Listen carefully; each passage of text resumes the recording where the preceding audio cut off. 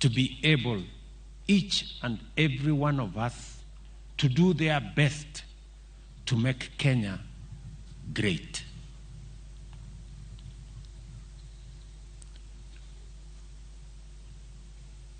Kelvin had just joined the many heroes that we have,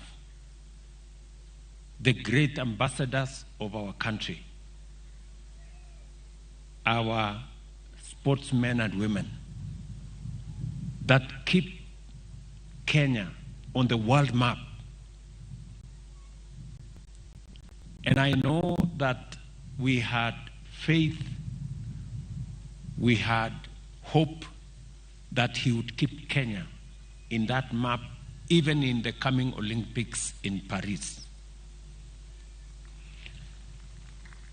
But since we have you, our athletes, and you have heard from all of us,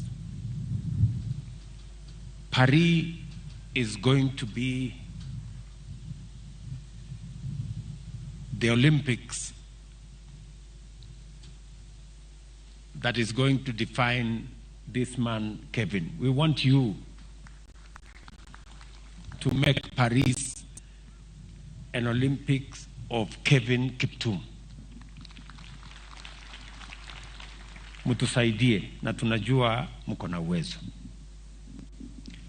Nataka niwaambie wanariadha wetu na sportsmen wote wa taifa letu la Kenya, sportsmen and women wa Kenya, kwamba sisi